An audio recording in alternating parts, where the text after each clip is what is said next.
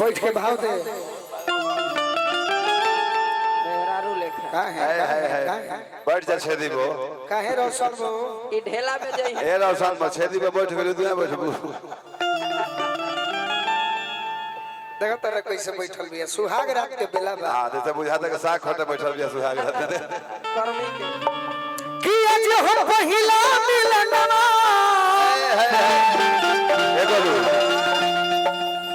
पहले बिना ना कहा ताकत दिया बुझाता के अति चलानी में देखत दिया मिलल सजनी के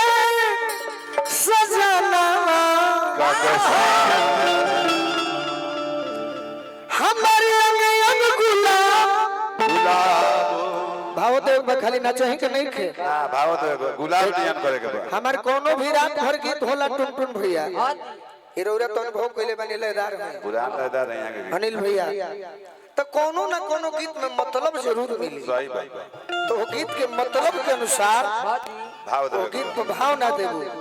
तो फिर गाना गावल बेकार हो जाए सही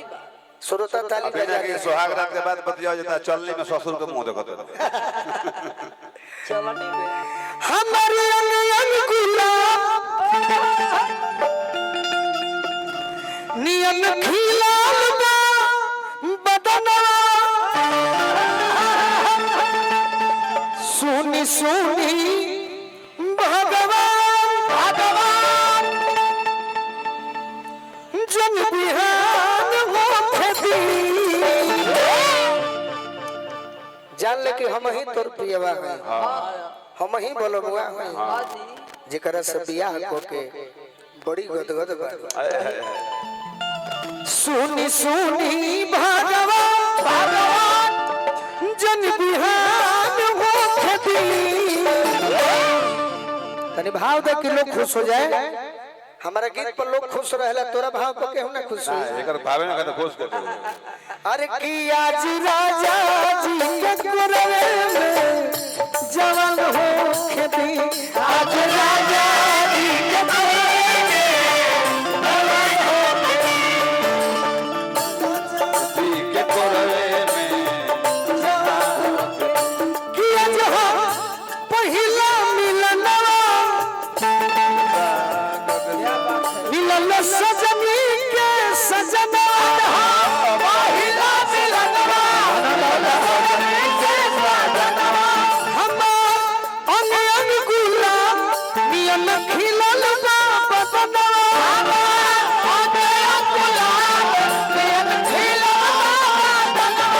सुनी सुनी भगवान जन बिहान मुख दी हाय हाय हाय कहती अम्मी आज आज राजा जी के कोरवे में जवान हो आज राजा जी के कोरवे में जवान हो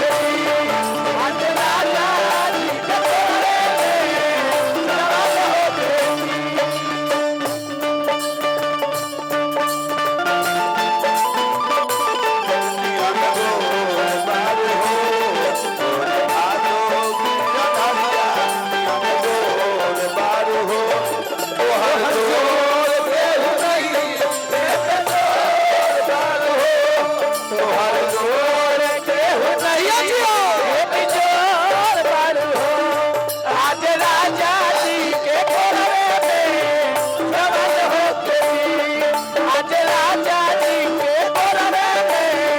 जवान हो लड़की कहते कि प्रभु जी गोलू राजा से मिलके खुश तो नहीं थे बाकी केकरा से मिलके खुश भी आई हो छेदी से बिट्टू भैया नाम भूला लिखनो अध्यक्ष साहब इंद्रमणि सिंह जी के ओर से इहे मतलब है गाँव के सही बात है प्रोग्राम करा दी हनी विदाई दी हनी वो से प्रोग्राम ना जमे उ केहू देखा था विदाई कलाकार के जब तक रुपया मिलत रही हां जी विदाई मिलो और रुपया ना मिले भी तो श्रोता के ताली बजत रहेला तो कलाकार के मनोबल उच्च रहेला तनी मुर्गी मारता राजा जी के उठावा में उठा जो गुस्सा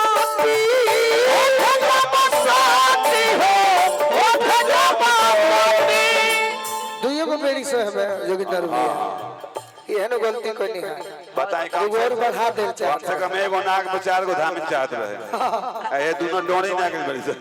कोई बात ना जनबाड़ी से बहुत सुंदर बहुत सुंदर कोड़ी है है तो घड़ी यूपी बिहार बंगाल हिलौले बिया प्रीति जी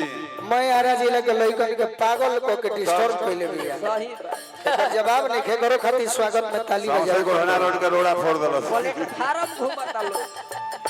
राजा जी के उठवा में उठ जब शांति उठ जब शांति हो उठ जब शांति भूख भूख परी हमारा दिलवा के पोती भूख भूख परी हमारा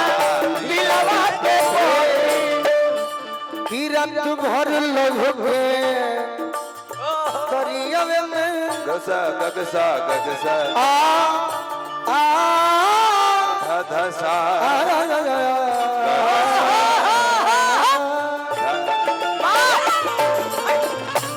अनुपमा हम सिखल कलाकार में है आज पढ़ा लिखल कर किरण भर लभ के दरियावे में नहन हो खेती कहां तक है राजा जी के गोरवे में जवान हो खेती राजा जी के गोरवे में जवान हो खेती राजा जी के गोरवे में जवान हो खेती राजा जी के गोरवे में जवान हो खेती बड़ी सुंदर गायक आहार या दूसरों लग मिली ये मेरा छोटा भाई कहने के लिए है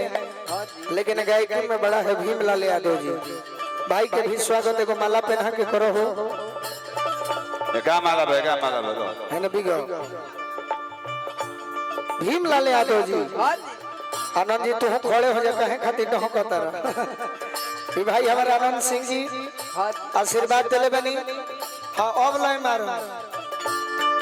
अरे बंगला गाड़ी झुमके बंगला सब दे देला उसको सजना आगे लगी उससे जो बनेगा आगे लगी उससे जो बनेगा मेरे मन देना तेरी सोचन को दिल मत देना तेरी सोचन को आज राजा जी ले जवान हो खेती आज राजा जी ले जवान हो खेती मजा आओ तो भैया कि ना बहुत मजा लेखा मजा अब होता देखो सब है ना तो हम मैदान के बहाना पियरो चल जाए हई देखिए हमारे जोगिंदर भैया ये लिखाई मारा देखिए जानते नहीं भैया जितना ने लगातार प्रोग्राम करे बड़ाई कोई नहीं है हां जी और 500 आ 100 रुपए और 2100 हो जाए 100 रुपए जय दिन हाँ 100 रुपए रही तो शुभ हो जाए हां जितना हम प्रोग्राम कैले बनी हां जी एगो हम ही भोजपुरी में बानी हां हां और ओरा सबसे वादा करो तनी कि ओरा सब क्षेत्र में कार्यक्रम करावल करी ना तो अनुपमा के हमार चाहे भोजपुरी के कोनो कलाकार के प्रोग्राम बलिया में ज्यादा होता हां अनुपमा सही सही बात बा बक्सर में ज्यादा हो जाता छपरा में होता गोपालगंज सिवान आ क्षेत्र में हमने के आवे खातिर तड़पत नहीं एकर जाए कारण जान तरह का बा ये बड़ी कमेटी के धन्यवाद दिहल जाए कमेटी खातिर जोरदार ताली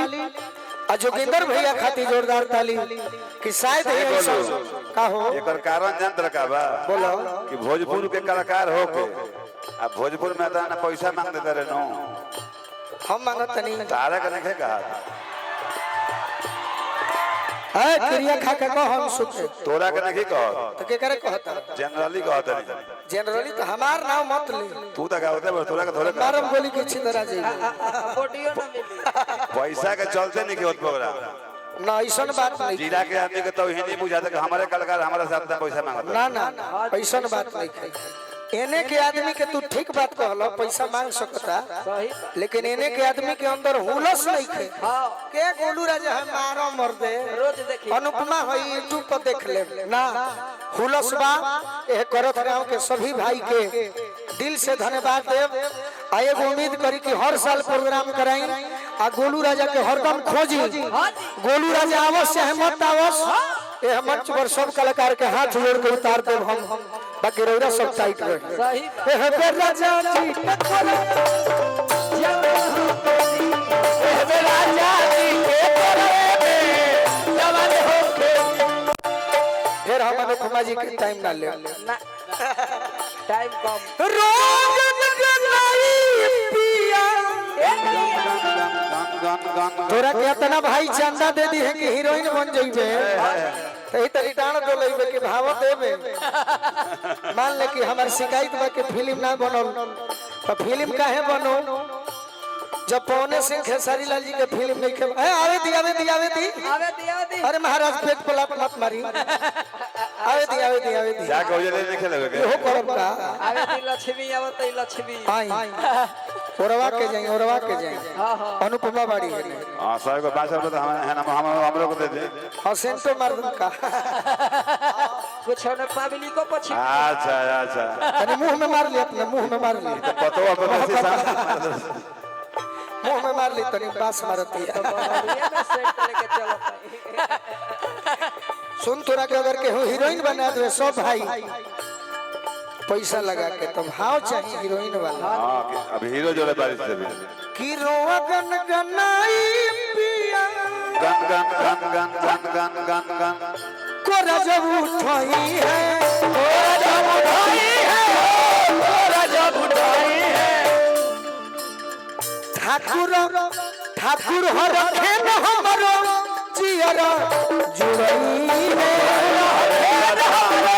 जियरा जुड़ई है इयरो गोलू राजा के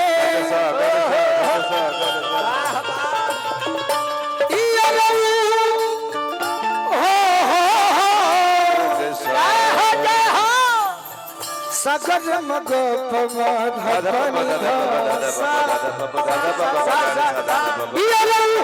गोलू राजा के परसा